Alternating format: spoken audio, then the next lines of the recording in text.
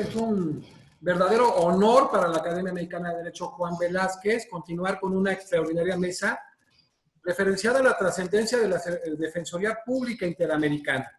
Y estamos con 4 juristas muy destacadas de América Latina. Hemos tenido un pequeño problema técnico que va a solucionar Carla, iniciando precisamente en este tema con Rivana Barreto Ricarte de Oliveira, de Brasil, defensora pública interamericana, vicepresidente de la Asociación Nacional de Defensorías y de Defensoras y Defensores Públicos de Brasil. Muchísimas gracias, Rivana, por acompañarnos en esta mesa. Muchas gracias, doctor Naveja, sí, y a todos los mexicanos que están asistindo a la charla. Le peço, em princípio, desculpa por mi portunhol. Espero que todos compreendam um pouquinho, sim? Pero será un honor para mí estar acá con ustedes. Gracias. Gracias. Estamos presentes en toda América Latina, materialmente en Estados Unidos, en Europa y parte de Asia. Sí. Está Rodmin Cáceres, viuda de Marqué, de Paraguay, en Asunción en este momento, defensora pública interamericana, especialista en ciencias penales. Muchísimas gracias, Rodmin, por acompañarnos. Gracias, Jesús. Muchas gracias a ustedes por darnos este espacio tan importante. Sandra Lorena Aro Colomé, de Chile, defensora pública interamericana, defensora pública en Chile. Muchísimas gracias, Sandra. Muchas gracias, Jesús, por la invitación. Es un honor para mí representar a los DPI, el cuerpo de DPI, a las mujeres que somos defensoras públicas interamericanas y, por supuesto, también a mi país y a la defensa en general. Muchas gracias. Y a la academia, porque ya son miembros distinguidas de la Academia Mexicana de Derecho. Pilar Carla Picinino Gómez, defensora pública interamericana, defensora pública en Montevideo, Uruguay. Ahorita está teniendo problemas. Muchísimas gracias, Carla, por estar con nosotros. Ahorita vemos cómo lo solucionamos. Así no señas. Ahorita lo solucionamos, sales y vuelves a entrar. Pues bueno, qué importante es verdaderamente entender cómo la Defensoría Pública Interamericana se convierte en un sujeto procesal para el acceso a la justicia de las víctimas de violaciones de derechos humanos, ¿no? Y esto nos conlleva a que 4 verdaderas expertas en América Latina, pues no nada más nos den su experiencia, sino nos establezcan el origen de la Defensoría Pública, cómo con base a elementos muy propios de desconfianza en representación y asesoría en cuanto a la Comisión Interamericana, pues necesitaba la participación de la Defensoría Pública Interamericana. Como el mismo juez Antonio Concado estableció muy acertadamente que esta defensa pública, con base al artículo 8.2e de la Convención Americana sobre Derechos Humanos, no podría ni debería limitarse exclusivamente al ámbito interno, sino a la defensa multinivel, que en este momento 4 mujeres que para mí son geniales, verdaderamente nos darán información privilegiada en materia precisamente de defensa y efectividad de derechos fundamentales y humanos. Quiero iniciar contigo, Rivana. Rivana, ¿desde cuándo comienza la Defensoría Interamericana y a cargo de AIDEF, que es la Asociación Interamericana de Defensorías Públicas? Entonces, a cargo de AIDEF, yo diría que lo primero acuerdo de entendimiento que fue celebrado con la Corte se dio en septiembre de 2009. ¿Sí? Y después a vigorar un poco más en enero de 2010, que empezó la vigencia. Pero el acuerdo se dio en septiembre de 2009. Fue el primer acuerdo fue con la Corte, entonces empezó los defensores interamericanos a trabajar solo en los casos que habían llegado ante la Corte. Después de algunos años, en 2013, houve a ampliação para que também se houvesse um acordo de entendimento junto à comissão. E então, os defensores interamericanos passaram também a actuar em los casos perante a comissão depois de los informes de admisibilidade. Não em princípio, pero a partir de los informes de admisibilidade.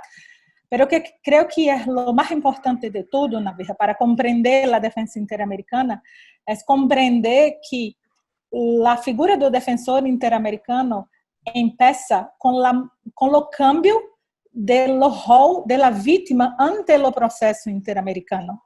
¿sí? Si houve muitos cambios en lo reglamento de la corte, del funcionamiento de la corte, y con los cambios do reglamento, lo rol de la víctima cambió. La víctima se pasó.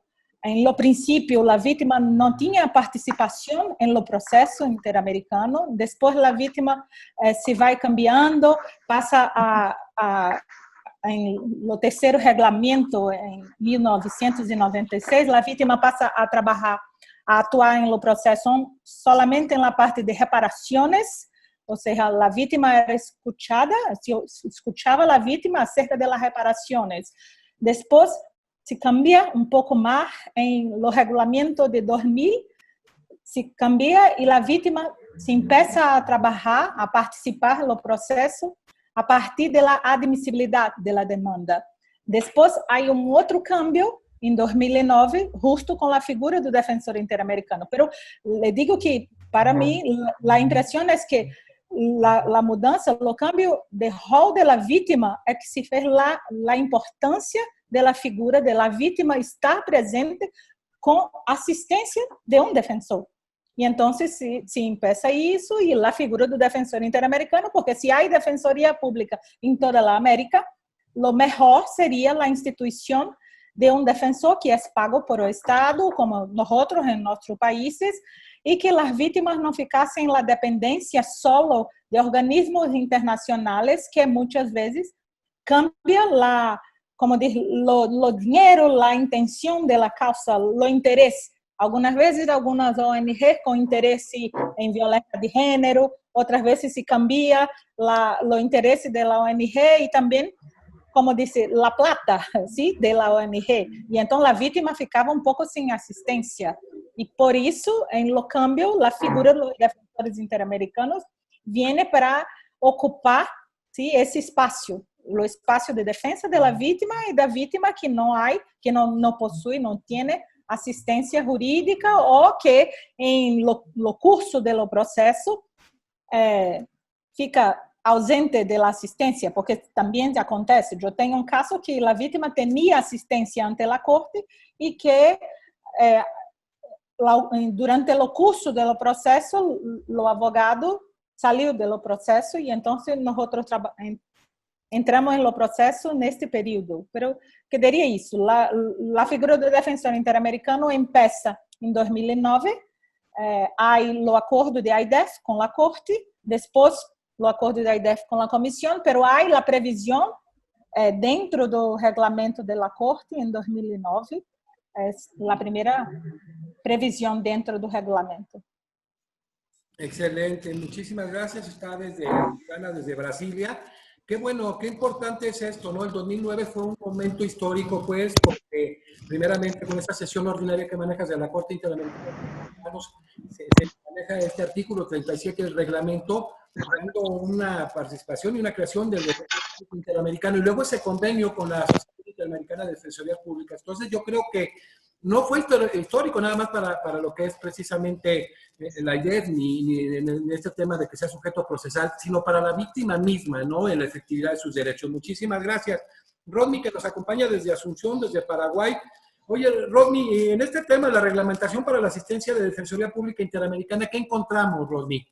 Encontramos una serie de directivas que regulan la actuación de los defensores públicos en los distintos momentos, así como dijo Rivana, el momento en que entramos a trabajar con la comisión, como también en el momento en que entramos a trabajar con la Corte.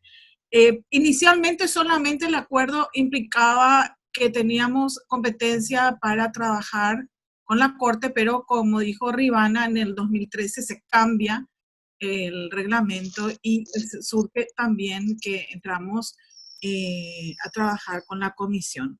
Yo quería nada más agregar una cuestión muy importante sobre lo que dijo Rivana, es que es cierto que la Defensoría Interamericana va tomando posición a medida que cambia la situación de la víctima frente al proceso, pero es una cuestión muy importante también que es necesario que la víctima pertenezca a un sector vulnerable. Nosotros intervenimos cuando la persona, la víctima, no tiene recursos para solventar la condición de vulnerabilidad de la víctima, que tiene que ser demostrada en ambos casos, tanto para el trabajo ante la comisión como ante el trabajo ante la corte. Tiene que ser demostrada esa condición de vulnerabilidad. No es que la existencia de la Defensoría Pública Interamericana sea para todas las víctimas, sino para aquellas que pertenezcan a sectores vulnerables. Como también nuestro trabajo dentro de los respectivos países, que garantizamos el acceso a la justicia a esos sectores. Sandra, desde Santiago de Chile. Ahorita, de manera muy interesante, pues nos aborda primero Rivana todo este proceso donde se hace la generación, la creación de este sujeto procesal. Y Rosmi, pues nos avanza en un tema muy interesante que me gustaría también pedirte. ¿Cómo se da ese proceso para demostrar la condición de vulnerabilidad y tener el acceso al defensor público interamericano? Y ya avanzó también Rodney, pero ¿cómo se da y ante qué organizaciones o ante qué organismos del sistema interamericano interviene precisamente el defensor público interamericano, Sandra? Mira, el acceso o el trabajo del defensor público interamericano hoy día es una posibilidad de defensa que se da en el sistema interamericano completamente, es decir, ante la Comisión Interamericana y también ante la Corte Interamericana de Derechos Humanos. Tal como señalaba Rivana y luego Rosmi, nosotros hemos suscrito acuerdos de entendimiento con estas dos instituciones que permiten que los defensores públicos interamericanos puedan participar.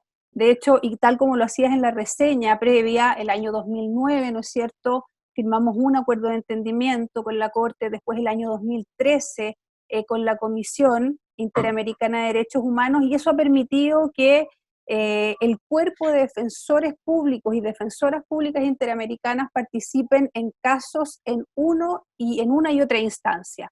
De hecho, es importante, por ejemplo, y tan relevante, bueno, los casos que están en la comisión evidentemente tienen un tiempo de tramitación que es bastante más amplio que el tiempo de tramitación de los casos que están en la Corte.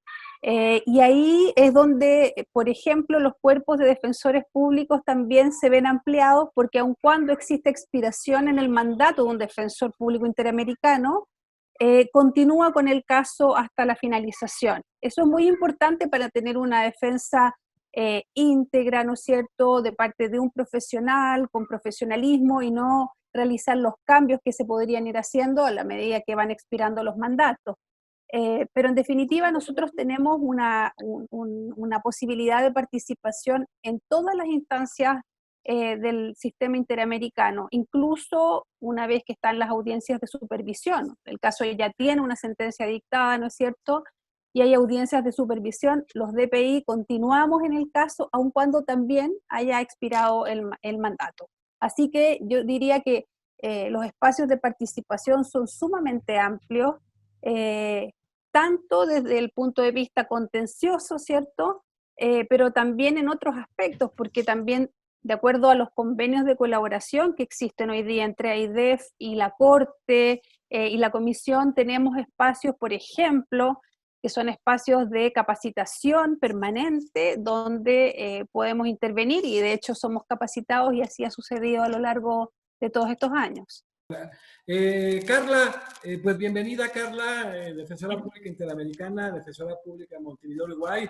Estuvo ahí haciendo gestiones en todo este tema de la digitalización de las nuevas tecnologías. Muchísimas gracias, un privilegio que estemos. Bueno, muchas gracias por la invitación, es un honor participar.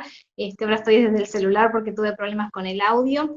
Yo creo que el centro de la cuestión y la importancia del defensor público radica en garantizar a todos por igual el acceso a la justicia, ¿no? Como que ese es el eje que mueve la figura del defensor público interamericano. Que las personas que carecen de recursos puedan acceder no solamente a nivel nacional a una defensa pública, sino también a nivel interamericano. Y por eso es la importancia del trabajo del defensor público. Para que determinar si una persona puede o no acceder al defensor interamericano, tiene que hacer una declaración jurada de bienes e ingresos. Y se enfoca en estas personas que no pueden costear una defensa particular, o que, por ejemplo, una ONG no es un caso de repente de las que necesitan ese trabajo, desarrollarlo. Así que un poco el eje del trabajo es ese, ¿no?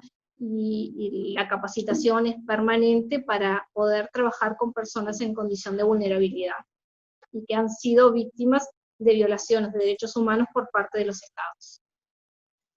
Perfecto, muchísimas gracias. Regresamos con Rivana. Rivana, vimos pues de alguna manera toda la fundamentación en el sistema interamericano de derechos humanos. Obviamente un bastión es la Convención Americana sobre Derechos Humanos, el mismo reglamento, la Convención, sus artículos 8 y 25, y otros cuerpos normativos a nivel interamericano muy importantes, ¿no? En el caso concreto de la Declaración Americana de Derechos y Deberes del Hombre, sobre todo en el artículo 18, la Convención Interamericana para prevenir y sancionar la tortura, específicamente también el artículo 8, en la Convención Belén do Pará, los artículos 4, 5 y 7, y un sinnúmero de elementos normativos en el sistema interamericano de derechos humanos. Y a través de todos estos organismos y sobre todo el reglamento, ¿cómo se integra el cuerpo de defensores interamericanos? ¿Cómo se da su integración en países? ¿Cómo es el proceso de selección? Para la selección de los defensores interamericanos, ¿dice eso? Sí. Entonces, es un proceso, como dice, a partir de la IDEF. ¿Sí? La Asociación Interamericana fue creada, creo que en 2003, 2001, 2003. 2003, sí. 2003. Gracias. Entonces, ¿no? La asociación existe desde entonces, tiene los países que hacen parte de la asociación, países en la representación institucional y la representación asociativa también de esos países. Y cuando entonces empezó la figura de la escolha dos defensores interamericanos, cada país hace su selección interna do modo que entende de mais necessário. ¿Sí? Posso falar de acá em Brasil, o que se passa em Brasil é que há como um concurso, não sei, abre um edital com alguns requisitos, que, como tempo de defensoria pública, ¿sí? Los defensores têm que ter X anos de trabalho como defensores públicos, de experiência, de atividade em la área de direitos humanos, conhecimento nisso, coisas desse sentido. Então, se abre um edital, as pessoas se inscrevem y tiene un cuerpo criado para las selecciones. Y hay siempre un que es indicado por lo medio institucional y otro indicado por lo medio asociativo, pero un único concurso, ¿sí? Lo único concurso y las instancias se hacen la escolha a partir de los nombres indicados para eso, ¿sí? Por ejemplo, en mi caso acá en Brasil, creo que en los otros países también estamos como, digamos, en la cuarta turma de defensores interamericanos. La primero en 2009, después en 2013, después en 2016 y ahora poco en 2019, ¿sí? Yo estoy como defensora interamericana junto con Carla, con Sandra, desde 2016. Creo que Carla incluso un poco antes, ¿sí? Carla es la más experiente de acá, de nosotras. Pero yo y Sandra ingresamos juntas en 2016. Y en mi caso específicamente, yo tengo maestría, doctorado en la área de derechos humanos también, y tengo como 18 años de defensa pública. Entonces, yo soy como una mayoridad de defensa pública. No parece, pero yo tengo 18 años de trabajo en cuanto defensora pública acá en Brasil. Fíjense cómo se da todo este proceso precisamente de selección que debe ser obviamente muy rígido. Y por eso preguntarle a Rodney, ya se genera el proceso, se selecciona. Evidentemente son muy arduas o deben ser muy arduas las capacitaciones. ¿En qué consisten? ¿Quién las brinda? ¿Cómo se da todo esto después del proceso de selección, Rodney? Bueno, la verdad que yo soy nuevita. Yo tengo un año. Creo que las que me precedieron ya en el ejercicio como DPI tienen más experiencia en relación a las capacitaciones. Ay, perdón, mi teléfono. Pero quería nada más decirles que con este tema de la pandemia todavía no pude tener muchas capacitaciones internacionales, lastimosamente, pero tengo la esperanza de que en los próximos años esto se va a solucionar y vamos a continuar teniendo la misma oportunidad que tuvieron las colegas anteriormente. El año pasado estuvimos en Ecuador.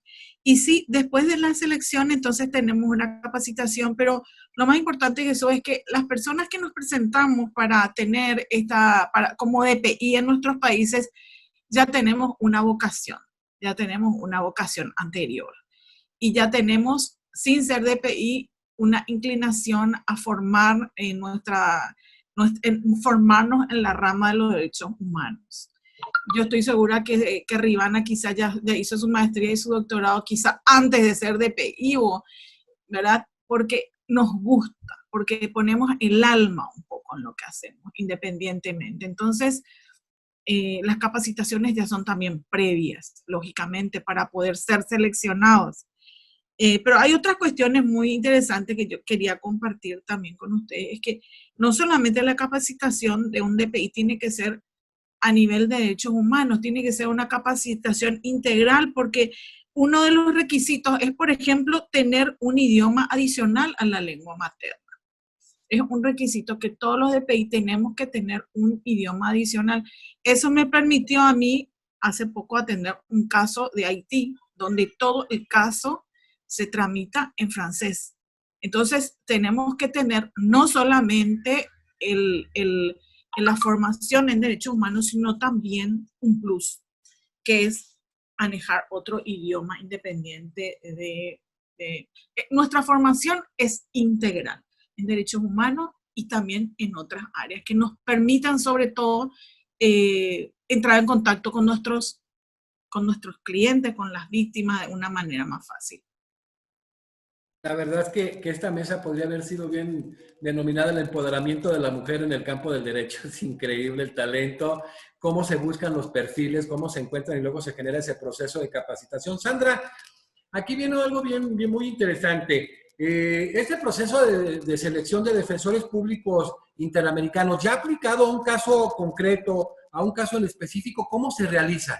Mira, bueno, en un caso concreto, esto está regulado en el reglamento, de hecho, de AIDEF, donde se establece el procedimiento que se tiene que seguir para la designación de un defensor interamericano.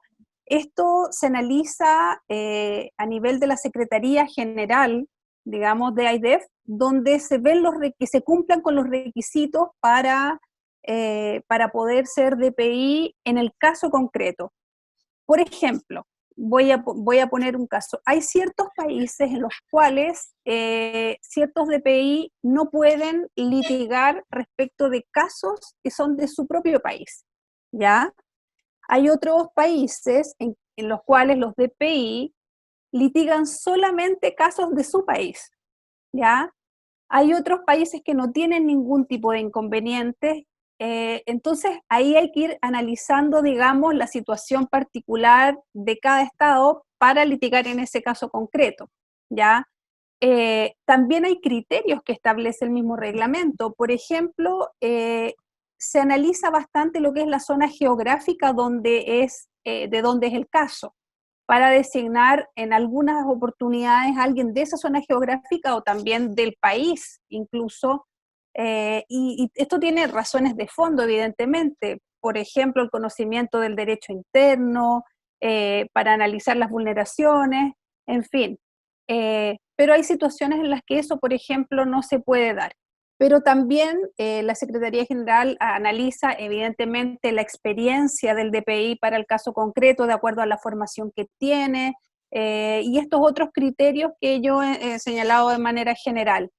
Pero también, y hay una cuestión muy importante, es que se va tratando de asignar casos a la mayoría del cuerpo de defensores públicos interamericanos, ya para que también esto sea equitativo. Bueno, todos tenemos un interés tremendo en participar en los casos, nos llama muchísimo la atención, nos gusta, o sea, estamos realmente interesados en participar en el sistema y por supuesto, en la defensa de las personas que lo necesitan.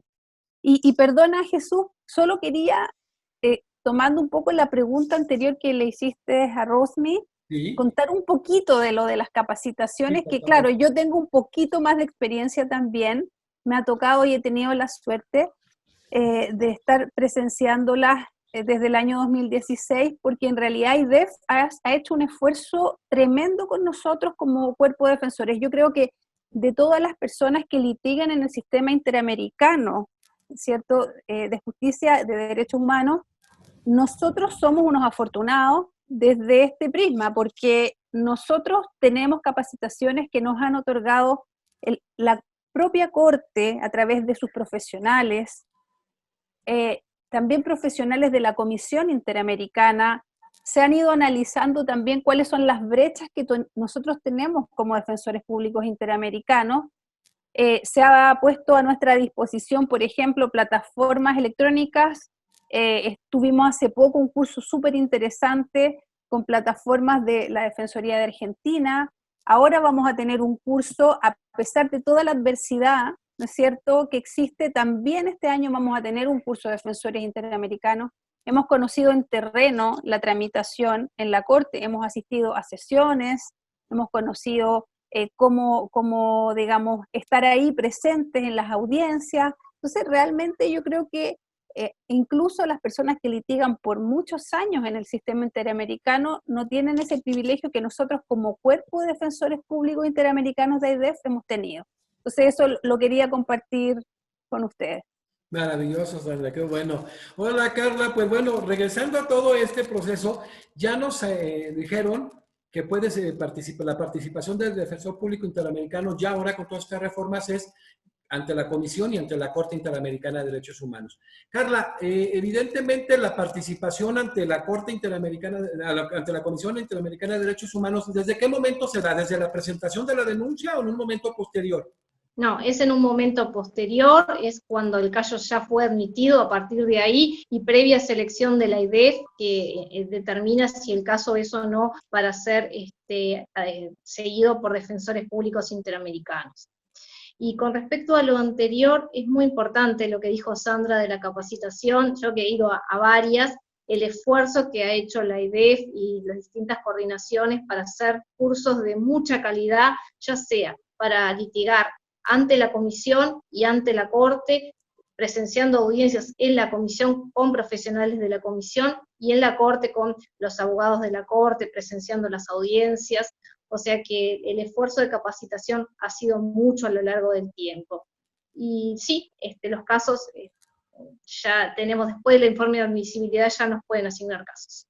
Perfecto, muchísimas. Pero hay criterios de selección que determina IDEF en última palabra. En el convenio lo determina IDEF, por el convenio que firmó con la comisión.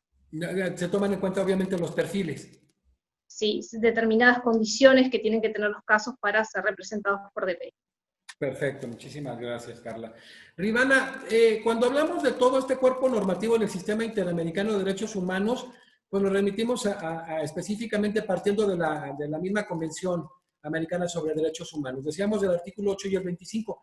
El artículo 8.1 establece todo el debido proceso de ley interamericano y el artículo 8.2 establece precisamente las garantías mínimas que ya se ha extendido a todas las áreas del derecho. Este bastión, este debido proceso interamericano, estas garantías mínimas, ¿hasta dónde las tiene que conocer un defensor público interamericano para el momento de llegar a generar su trabajo?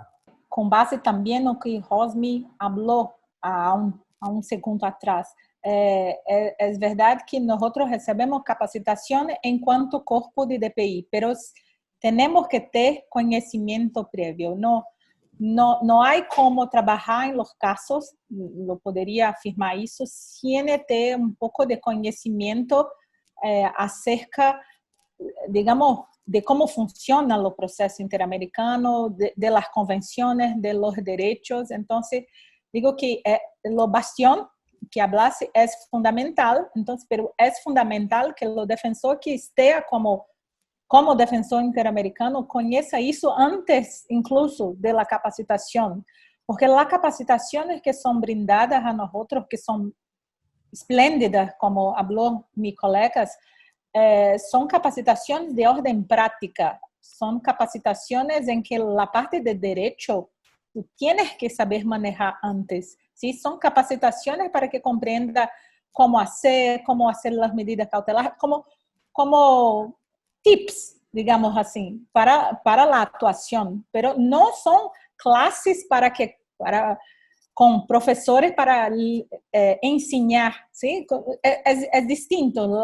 Por eso que digo que los defensores, como Rosny habló, tenemos que tener conocimiento previo para eso, porque senão será muy difícil para que podamos manejar la defensa de la persona, porque los casos son distintos, los casos son diversos y todos los casos son muy importantes y muy difíciles. Entonces, no podemos imaginar que quando se vai receber o caso é no momento que tu vai estudar o corpo iuris do sistema interamericano. Não vai funcionar se ser desse modo, por exemplo, né? Como Rosmy mencionou, eu tinha a maestria, eu tinha meu doutoramento, eu havia estudado em la Costa Rica, em lo Instituto Interamericano de Direitos Humanos, eu havia estudado em Washington, na American University.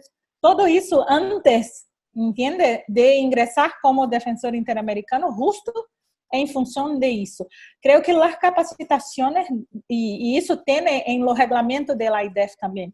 Como falou Sandra, nós somos afortunados por isso, e também, em virtude de isso, tem em lo regulamento da AIDEF nossa obrigação de, como disse, fazer capacitações em nossos países também para os outros defensores de acá, porque é claro que em todos os nossos países são como isso, nós somos defensores interamericanos, trabalhamos com os casos que estão em lo sistema, mas nossas defensas públicas e nós outros colegas de nossos países também ingressam com casos novos ante o sistema, e nós que temos essa capacitação, hacemos capacitações internas para os defensores que estão acá.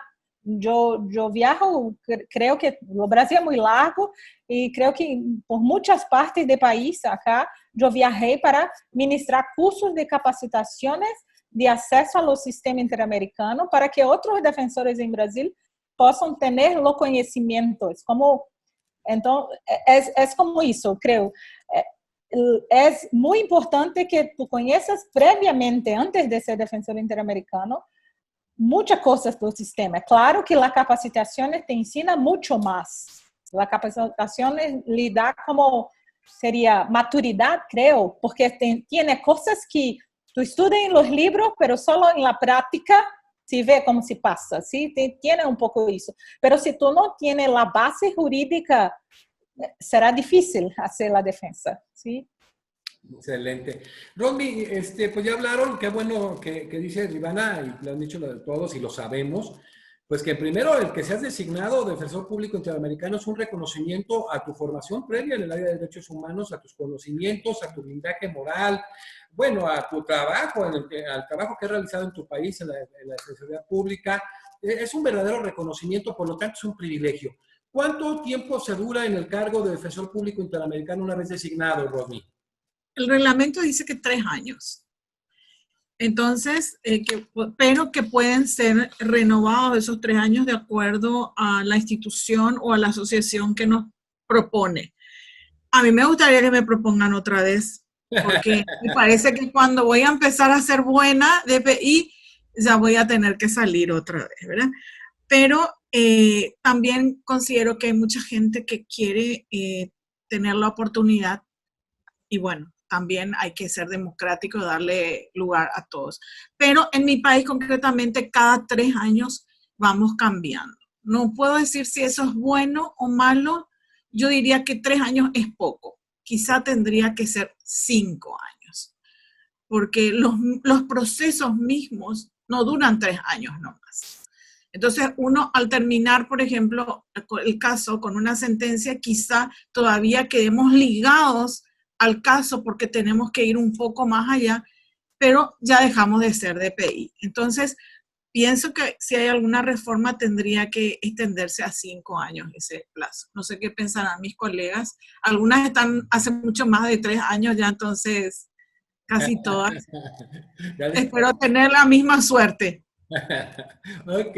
Sandra, Na verdade, se eu posso só completar um pouco o que Rosmi disse. Creio que é o mesmo. 3 anos é muito pouco, mas só uma coisa, Rosmi, para ficar feliz com isso. Nós, quando salimos e temos casos, não deixamos de ser defensores interamericanos. Só não recebemos mais casos novos, pero tú para siempre serás defensor interamericana, ¿sí? Para siempre. Sí, sí, seguro. Seguro. Interesante. Sandra, tú hablabas, por ejemplo, todo ese proceso de selección para el caso en específico. ¿Qué tan importante es conocer el derecho interno del país que se trata? O si basta con conocer precisamente el sistema interamericano de derechos humanos al 100%. Yo creo que siempre va a ser un plus, o sea, ya hay mucho ganado si es que el defensor o defensora interamericana conoce el derecho interno, porque normalmente las vulneraciones, ¿no es cierto?, se producen en un contexto de derecho interno, que tiene una correlación en el sistema interamericano de derechos humanos, pero es fundamental. Hay casos incluso que son sumamente jurídicos, que en realidad la discusión se centra en la aplicación de la norma, en el acceso a los recursos procesales, y ahí es fundamental conocer el derecho interno. Yo creo que es una muy buena forma de designación de DPI, pero insisto, o sea, siempre se tienen en consideración esas circunstancias como otras.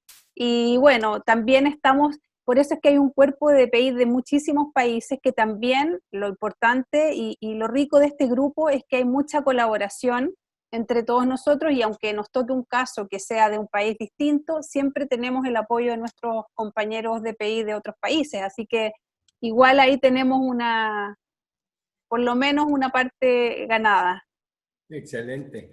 Carla, tú que ya decía, por ejemplo, Sandra, que tienes mucha experiencia, Habla Sandra en el sentido de que en ocasiones cuando no conoces perfectamente el derecho interno del país del cual se trata el caso concreto, se apoyan. ¿Cómo se da ese apoyo?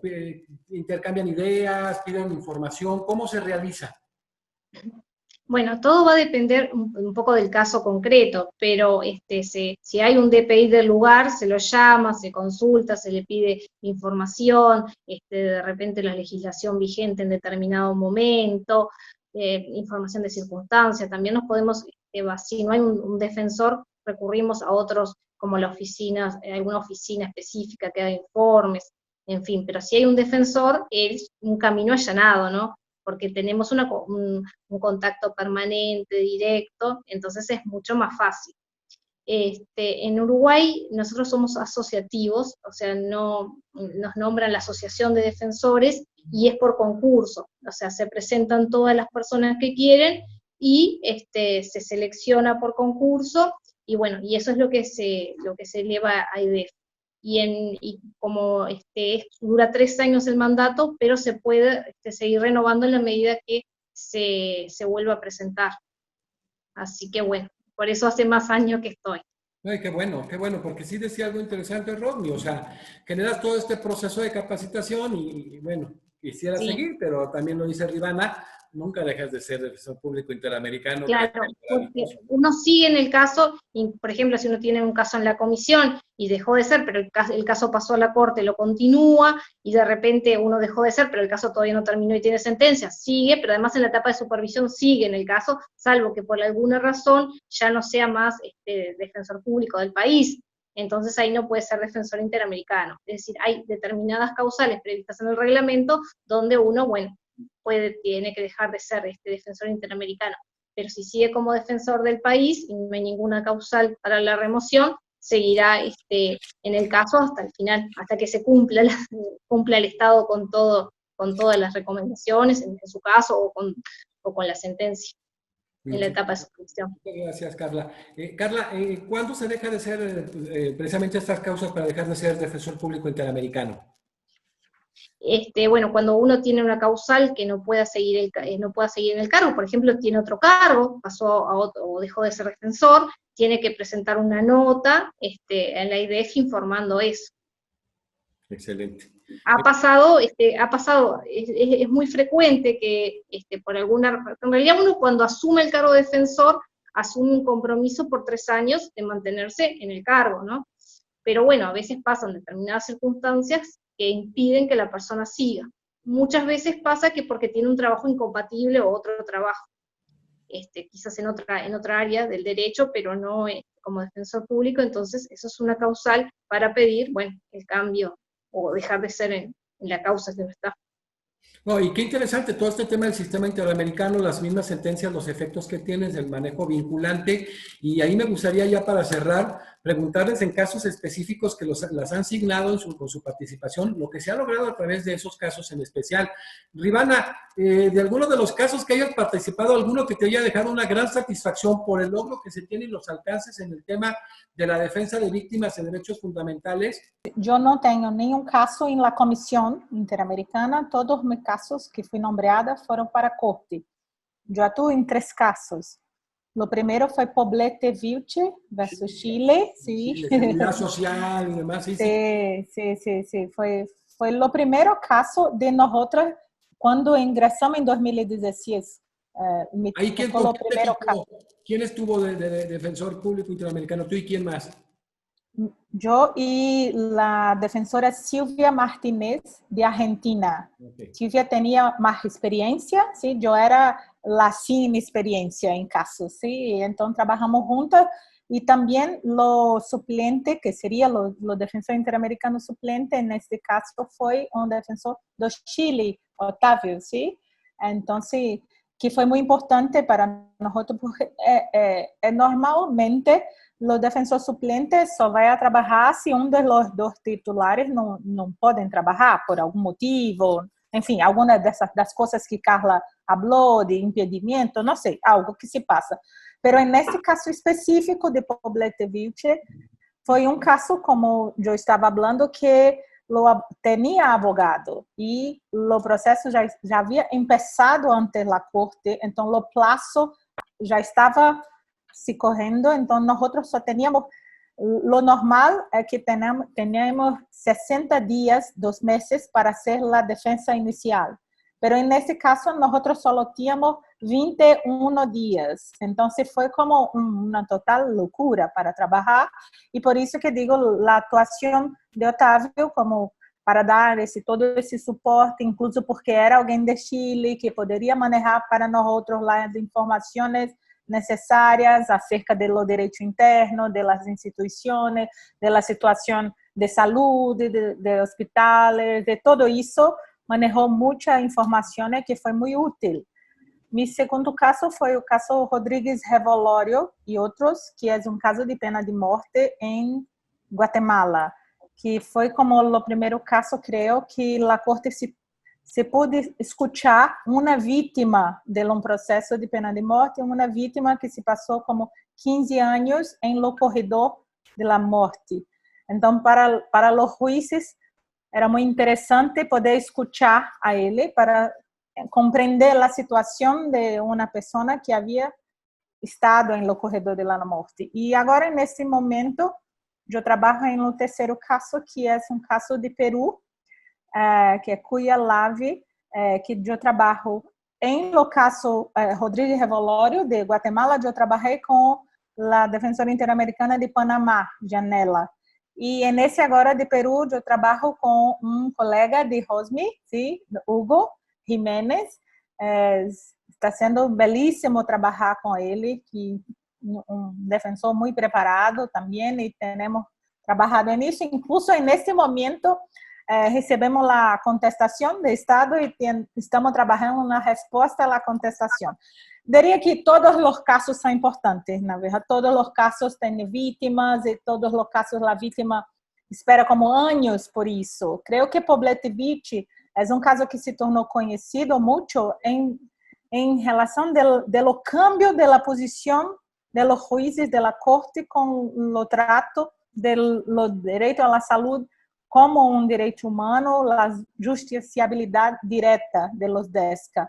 Creo que por isso é caso que se chama mais atenção, é caso que propõe cambio de la jurisprudencia de la Corte, pero todos los casos son importantes y digo para usted que para mí hoy lo caso más importante es el caso que estamos trabajando en este momento, ¿sí? Es siempre lo más importante para nosotros, es el caso que estamos en no momento. Los otros dos tenemos sentencia y estamos en la fase de cumplimiento de sentencia, que es una fase durísima, diría, que es una fase muy difícil, el cumplimiento de la sentencia. En esos casos donde ya viene la supervisión, pero el logro que se tiene a través de estas sentencias con base al desarrollo autonómico del artículo 26 de la Convención Americana sobre Derechos Humanos, ahora que se está metiendo mucho en el tema de la Corte Interamericana, son extraordinarios. Así es de que muchas felicidades. Rodney, tú tienes muy poco tiempo, ¿verdad? ¿No te ha tocado todavía? Yo ya presenté un SAP hace poco. A ver, hicimos por primera vez DPI en 2 idiomas. Hicimos en español la versión oficial en francés. Ah, sí, sí, en francés y en español. Bueno, fue un trabajo muy arduo porque tuvimos que hacer prácticamente 2 SAP. Prácticamente 2 SAP. Hacer en 2 idiomas no es fácil. Oficialmente en francés, pero hicimos también en español para que sea más fácil, quizá para quienes no comprendan el idioma oficial del caso, la comprensión y el análisis, lógicamente. Sí, ya estoy trabajando intensamente. No, con un colega mexicano, con el defensor Carlos Flores. Ah, perfecto. Con Carlos Es Flores. es mi dupla en este caso, que es contra el Estado de Haití. Perfecto. Perfecto. ¿Qué es los puntos? ¿Cuáles son las violaciones específicamente de derechos humanos para la víctima? Las violaciones son la libertad de tránsito, protección judicial, también hay sobre infancia, tenemos unos cuantitos. Ah, mira. Está interesante. Bueno, suspenso. No, el 8, el 22 de la convención. Perfecto. Nos dejaste para la siguiente. No quiero demasiado porque por si traía mala suerte. No, no es el momento. Muchas gracias. Sí. Sandra, muchas gracias, Rodney. Sandra, estabas así metidísima ahorita en un caso, ocupadas, ajustamos fechas. Platícanos un poquito de las experiencias que más te han asignado como defensora pública interamericana, por favor. Sí, bueno, tengo en este momento 2 casos asignados y son los que he tenido a lo largo de mi historia como DPI, porque también es importante contar que a veces los casos, bueno, en un principio los casos eran pocos y después con el paso de los años hemos comenzado a tener bastantes más casos que da la posibilidad de que todos podamos tener un caso. Antes era complejo, entonces y además con los criterios que se utilizaban para asignar, criterios para hacer todo más eficiente, bueno, en fin, no teníamos casos, pero de repente se me asignaron 2 casos, tengo un caso hoy día, bueno, lamentablemente 2 casos contra un mismo país, vamos a obviar el nombre del país, pero tengo un caso ante la comisión, que es un caso por violaciones a la integridad personal, a libertad personal también, a garantías judiciales. Son personas que están detenidas en la época donde se asignaban como autores de delitos de terrorismo. Ya ese es un caso que está en la comisión desde hace muchísimos años, o sea, prácticamente 20 años. Entonces, todavía estamos a la espera del informe de fondo de la comisión y esperamos, bueno, que sea pronto. Y actualmente en la Corte tengo un caso que estamos trabajando con Carla, de hecho la semana pasada tuvimos una diligencia en la Corte muy interesante, estamos muy contentos de haber logrado que se cumpla, ¿no es cierto?, el derecho a ser oído de una persona que necesitaba contar, digamos, su verdad, que también esperaba este caso y esta justicia, digamos, casi 20 años. Y bueno, un caso sumamente interesante donde también son temas muy jurídicos de independencia judicial como en el centro del caso. Pero estamos ahora a la espera, este caso se va a tramitar completamente, a excepción de nuestra diligencia por escrito, en atención a las particularidades del caso y también a lo que es la pandemia. Así que dejo el resto de la historia del caso a Carla para que ella cuente más, porque lo estamos trabajando las dos y ha sido realmente un placer trabajar con ella. No, y qué importante el tema, ¿no? Sobre todo independientemente de saber del caso, en lo que es la independencia judicial, que es uno de los grandes desafíos del derecho procesal constitucional en la magistratura, y sobre todo, pues también entender sobre todo debido al proceso interamericano, ¿no? Contemplado por el artículo 8 de la Convención. Es maravilloso vivir todas estas experiencias, sobre todo de voz de gente tan talentosa y tan comprometida como ustedes. Carla, pues complétanos la información porque nos dejó así emocionados, Sí. Sandra. La verdad que es un caso muy lindo que tenemos con Sandra, y garantizar el derecho a ser oído, que no es poca cosa, sobre todo para una persona que lleva muchos años litigando, que no lo había presentado como prueba en su momento, y pedirle al tribunal, pedirle a la corte que lo escuchara, aún a una persona en condición de discapacidad. Él tenía problemas para hablar, pero él quería hablar, ¿no? Y lo importante que es que, bueno, que todos nosotros, tanto el Estado como los jueces, adaptemos el oído a poder escuchar a una persona en condición de discapacidad, que esa persona también tenga acceso al tribunal y pueda hablar y decir lo que sintió, porque la verdad que cuando un caso llega a la corte pasan muchos años que las personas están esperando esa decisión, y para un lado y para el otro. Entonces, para nosotros fue muy lindo poder garantizarle eso, ¿no? Ayudarlo a que se pudiera garantizar su derecho. Y después tengo casos en la comisión, están todos en trámite, en algunos más avanzados que otros, en uno estamos en tratativas y en reuniones permanentes con el Estado, y en otro es un poco más lento, porque a veces los procesos en la comisión son un poco lentos, no lleva mucho tiempo. Estamos esperando en el otro el informe de fondo. Pero bueno, cada caso, por lo pronto los 3 que tengo son bien distintos, todos derechos distintos. Uno es una persona privada de libertad, que fue torturada y que la prueba fue obtenida por tortura. El otro es un caso de paramilitares, en fin, y este otro era independencia judicial. Cada caso es muy particular, requiere un estudio específico, cada víctima es muy particular y requiere distintas cosas. A veces es muy difícil ponernos en contacto con las víctimas. Bueno, todo requiere un esfuerzo y una logística, pero la satisfacción cuando uno lo logra es muy, muy importante. Cuando uno ve que la gente queda contenta, queda feliz de poder haber hecho, aunque sea una cosa tan simple como poder expresarse y decir lo que sintió y lo que vivió y todo lo que le pasó, ¿no? Que parte a veces de la reparación es eso, poder expresarse, poder contar lo que le pasó. Para la víctima a veces eso es muy, muy importante. No, y la verdad, Carla, perdón, pero no es cualquier cosa. Me encanta la humildad que tienen, que yo creo que es un requisito que noto que les también deben de tener.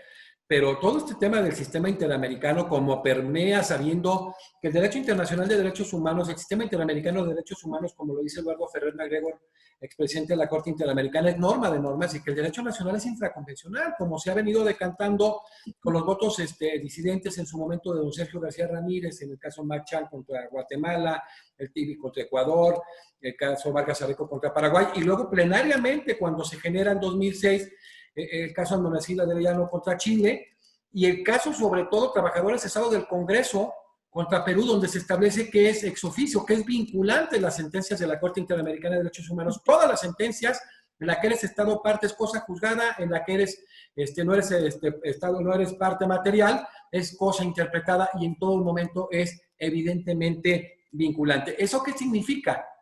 Que el trabajo que ustedes están haciendo en la Corte Interamericana de Derechos Humanos, igual en el que hacen en la comisión para pasar todos estos filtros, pues representa hasta cambios de los estatus en el ordenamiento jurídico, y ustedes pues se convierten en históricas, y qué bueno que haya gente tan preparada, como lo viene diciendo Rivana, Rodney, Sandra y Carla, porque entendemos que pues es hasta la modificación de la normatividad, incluso de la Constitución, como ha venido pasando en algunos casos muy específicos, como la última tentación de Cristo, en el caso chileno, que reformó el artículo 12, párrafo 19 de la Constitución de 1980, y en el caso peruano, que leyes de amnistía pues fueron verdaderamente, no produjeron ningún efecto jurídico en ese caso, en el caso contra Perú. Varios saltos contra Perú. Entonces, el trabajo que ustedes hacen es muy importante. Por eso ese proceso de selección que hemos ido analizando y viendo a través de ustedes es súper importante. Yo creo que esta mesa a mí me deja, primero, muy contento. A través les mando el agradecimiento de cada uno de los miembros de la Academia Mexicana de Derecho, de los miembros del Consejo Directivo Nacional, de la gente de los capítulos, de los miembros honorarios y distinguidos, que ahora ustedes son miembros distinguidos de la academia, porque no nada más nos estamos dando cuenta qué importante es su trabajo, sino en qué consiste, cómo se hacen los procesos de selección, qué se logra. Y yo quiero externarles de nueva cuenta mi admiración. De verdad, a mí estas mesas me emocionan muchísimo porque, como dijo Rodney, amamos el derecho, como dijo Rivana, amamos los derechos humanos, como le dijeron Sandra y Carla ahora en este caso que tienen, amamos poder permear para que se genere justicia en nuestros países y en América Latina que lo requieren tanto. Y bueno, pues yo quiero darle las gracias. Ha sido una mesa verdaderamente extraordinaria. Ha sido una mesa que la dejamos como primera parte y cuando se den los tiempos, analizar asuntos en específico y casos en específico, valdrá muchísimo la pena en ese proceso de selección una vez que sean fallados. Y bueno, primero, Rivana Barreto, doctora, querida doctora, muchísimas gracias por tu participación desde Brasilia, 2 horas más que en México. De verdad es un privilegio haberte tenido en esta mesa tan valiosa y qué bueno que gente como tú esté como defensor público interamericano y a final de cuentas generando y permeando en toda América Latina a través de la jurisprudencia de la Corte Interamericana de Derechos Humanos, donde eres parte básica y parte importante, Rivana.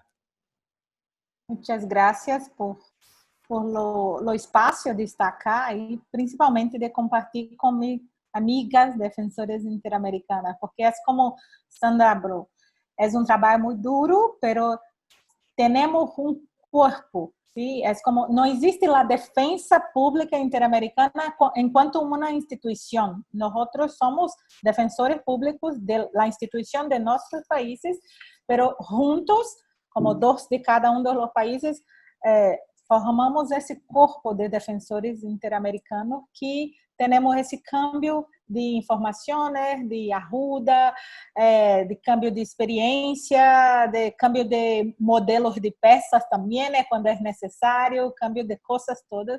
E creio que essa oportunidade acá da Academia de México foi uma oportunidade, digo por mim, de encontrar minhas amigas, sim? Em um final de mês vamos ter uma capacitação online.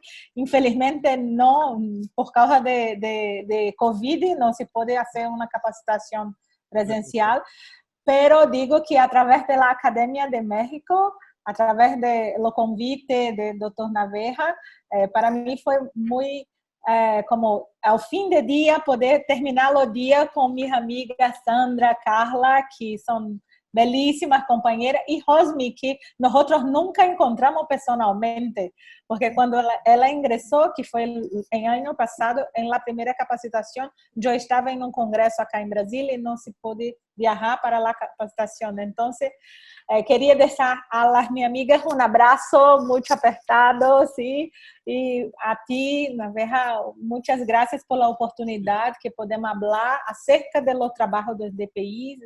Y, en fin, es eso. Muchas gracias. No, gracias. Rodney, desde Asunción, Rodney Cáceres, doctor, fíjate que qué bueno que hablas todo este proceso que estás viviendo, que te has capacitado, que ya estás en tus primeros casos, y me da muchísimo gusto, veo la pasión que tienes, sobre todo lo que dicen todas, la formación previa, pero independientemente de la formación, el amor por buscar la manera de la efectividad de los derechos humanos. O sea, si no hay derechos fundamentales y derechos humanos, si no hay remedios, si no hay mecanismos de protección. Entonces, la protección multinivel que hoy tenemos, esta gran posibilidad del Sistema Interamericano de Derechos Humanos, es maravillosa. Te quiero felicitar, agradecer. Me encanta ver tu pasión en el tema y tu conocimiento, obviamente, independientemente del idioma, el tema de derechos humanos. Muchas felicidades y gracias, Rodney, por acompañarnos.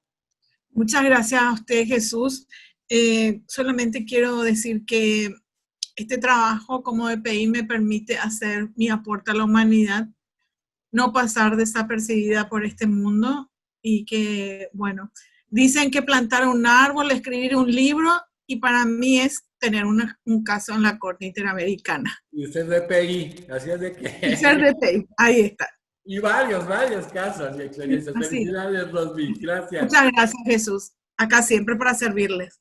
Querida Sandra, andábamos tú y Carla en un caso muy complejo y acomodamos gracias a esta gran mesa los tiempos y ha sido eso de que lo hayamos aplazado, no tiene nada que ver, el llegar a lograr esta biblioteca virtual y ahora con el trabajo de DPI maravilloso, con 4 mujeres extraordinarias.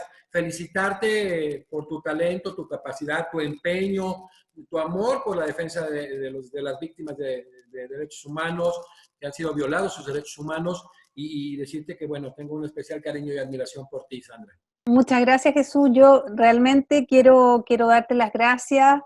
En mi nombre también sé que represento a nuestros demás compañeros y compañeras del Cuerpo de Defensores Interamericanos, porque para nosotros es muy importante que se conozca lo que hacemos, que tenemos además la posibilidad de representar a personas que no tienen representación o que no tendrían la posibilidad de acceder a la justicia. Al final de todo esto, nuestra idea o nuestro trabajo como defensores y defensoras públicas interamericanas está en aportar en el acceso a la justicia de las personas, en la defensa de los derechos humanos, y lo mejor de todo es que nuestros países también toman en serio este cometido y están dentro de la IDEF, están participando con defensores públicos interamericanos, a quienes nos dan la posibilidad de capacitarnos, de trabajar en favor de estas personas, de conocer el sistema y de también desarrollarnos profesionalmente. Así que muchas gracias por la invitación, así que también a la orden y disponible para lo que sea, y también un saludo muy importante a Rivana, a Rosmi y a Carla, mis compañeras de equipo. No, y me da gusto como ya miembros distinguidos de la academia, porque este proceso y este compromiso de que tengan conocimiento de lo que pasa, pero cómo se realiza el trabajo, que es lo complejo. Hoy fue el inicio, ¿no? Y ha valido mucho la pena, ya ha habido algunos amigos que manejan muy bien esto, pero ya buscaron que este cuerpo que se ha gestado en todas las áreas del derecho pueda aportarle tanto a nuestra región, pues para que a final de cuentas se entienda que es momento, como decía Néstor Pedro Sagüesa, que se desaparezcan los famosos derechos imposibles, ¿no? O sea, todo lo que está plasmado en nuestra Constitución, en las normas, en derecho interno, pero en el derecho internacional de derechos humanos, con este bloque de constitucionalidad y convencionalidad, pueda ser una realidad, y gracias a gente como ustedes se logra. Muchísimas gracias, y bueno, con ello también reiterar nuestro respeto, nuestra admiración a la IDEF, a la Asociación Interamericana de Defensorías Públicas, porque no tan solo es tener ese cuerpo, sino tener un cuerpo de defensores públicos interamericanos de primerísimo nivel que puedan generar precisamente este tema de ser un sujeto procesal, pues para defender los derechos fundamentales, esas violaciones de las víctimas de derechos humanos. Carla, pues muchísimas gracias, que tuvimos algunos problemas técnicos de inicio, pero esto se tenía que acomodar, se acomodaron los astros, se acomodó todo para tener una mesa sensacional. Yo quiero decirte y a cada uno de ustedes que estoy muy emocionado. Los que amamos el derecho llegamos a sentir la emoción cuando se va gestando una mesa de esta naturaleza, porque aparte sabemos lo que permea. Hemos de tener más de 500,000 de visitas en la academia a partir de mayo, y qué bueno que tanta gente de todos los países de América, ahora de Europa y de Asia, puedan accesar a mesas que se genera con gente con tanto talento que, bueno, apenas cabe en la pantalla. Carla, muchísimas gracias, felicitarte por esa gran experiencia, esa gestión, ese manejo de equipo que acabas de tener con Sandra, ese apoyo que tienen con Rivana, con Rodney, con todos los defensores públicos interamericanos, y esa familia que han generado para poder llevar a cabo algo muy importante, ¿no? Antes que se establecía que fuera la misma comisión, había una desconfianza, que fuera quien te asistiera, quien te asesorara, y ahora que está el defensor público interamericano, pues yo creo que se complementa todo el tema del sistema interamericano de derechos humanos y genera una mayor confianza, que es sumamente importante, y como decía Sandra, el compromiso de nuestros países, pues para cumplir con todo ello y estos cometidos. Muchísimas gracias, querida Carla. Bueno, muchas gracias, fue un placer participar, y ese punto es muy importante, porque el defensor tiene que estar capacitado, obviamente, capacitarse permanentemente, pero además lograr empatía con la víctima, ¿no? Entender que es una persona que ha pasado por mucho dolor. Todas las víctimas que fueron víctimas de violaciones a sus derechos atraviesan muchos años de dolor. Entonces la empatía del defensor y generar confianza son dos cualidades como muy, muy importantes. Lo otro es que formamos, es cierto, un cuerpo de defensores públicos, independientemente de que de repente uno tiene el caso, siempre tenemos la ayuda, la colaboración de los otros, quizás los más experientes. Silvia Martínez, por ejemplo, es una defensora muy experiente de Argentina, que permanentemente llamamos. Isabel, que era otra defensora de Brasil también. Siempre hay como un cuerpo y mucha generosidad entre todos los integrantes, de los más experientes con los otros. Y por último, que me recordaba Rivana, que nosotros seguimos, por supuesto, trabajando en nuestros países, en lo cotidiano seguimos trabajando en la defensa de nuestros casos, ¿no? Claro. Y no estamos de licencia por tener esto, ¿no? Seguimos todos los días en tribunales de nuestros países. Y es muy importante también el cómo podemos replicar y cómo todas las personas, todos los abogados pueden incorporar en sus escritos el derecho internacional, la jurisprudencia de la Corte, para ir replicando nuestros países y asegurando el respeto de los derechos fundamentales de todos, y sobre todo de los más vulnerables, ¿no? Que es tarea de todos, por cierto. No, ¿y cómo se hace esto tan importante? Porque participan precisamente en el control de convencionalidad en sede internacional, en la Corte Interamericana de Derechos Humanos, pero ya en el tema del control de convencionalidad en sede interna, o control de convencionalidad difuso, que es un tema sumamente importante, que empieza a entenderse que en derecho interno hay jueces interamericanos, todos los defensores públicos deberían ser interamericanos en ese sentido del control difuso, porque a partir de la sentencia Hellman contra Uruguay, precisamente, que ya tuvimos el análisis del caso, vamos a estar intercambiando esta información con ustedes, igual vamos a retomar información que nos dan ustedes en este manejo de retroalimentación. Pues qué bueno que hiciste esta aclaración, Carla, y reitero, hoy concluimos en hora y media esta mesa que yo quisiera que nunca se hubiera acabado, la verdad. Estoy muy contento. Concluimos en la Academia Mexicana de Derecho Juan Velázquez, la mesa La Trascendencia de la Defensoría Pública Interamericana, con 4 talentosísimas, no talentosas, talentosísimas juristas de Brasil, Paraguay, Chile y Uruguay. Rivana Barreto Ricarte de Oliveira, defensora pública interamericana, vicepresidente de la Asociación Nacional de Defensoras y Defensores Públicos. Querida Rivana, de nuevo, muchas gracias. Un orgullo que seas hoy en día miembro distinguido de la Academia Mexicana de Derecho. Gracias. Gracias, como já havia hablado, es un honor estar acá y estoy a disposición de Academia Mexicana de Derecho para cuando sea necesario, ¿sí? Muchas gracias. Desde Asunción, Rodmi Cáceres, viuda de Marque de Paraguay, defensora pública interamericana, especialista en ciencias penales. Muchísimas gracias, Rodmi, que reitero, es un gusto también que seas ya miembro distinguida de la Academia. Este activo humano es lo que hace valioso. Las instituciones y demás, pues son ficciones de derecho y los seres humanos lo hacen, y seres humanos capaces y blindados moralmente. Muchas felicidades y gracias por participar en esta mesa. Gracias a usted, Jesús. Gracias. Ella, Sandra Aro Colomé de Chile, defensora pública interamericana, defensora pública en Chile. Muchas gracias, Sandra, por todo tu aporte. Gracias, amiga. Muchas gracias a ti.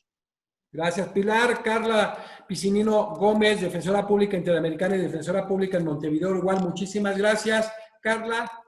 Gracias a ustedes por la invitación y a disposición siempre. Un placer haber participado de esta mesa. Muchísimas gracias. Despedimos esta mesa tan padre, dirían los jóvenes, tan bonita, tan llena de información jurídica en el Sistema Interamericano de Derechos Humanos, y continuamos con la siguiente mesa el día de mañana. Gracias.